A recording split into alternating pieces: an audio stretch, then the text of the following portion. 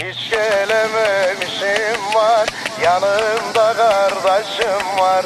İnce bel kalem kaşlı, edalı da yarim var.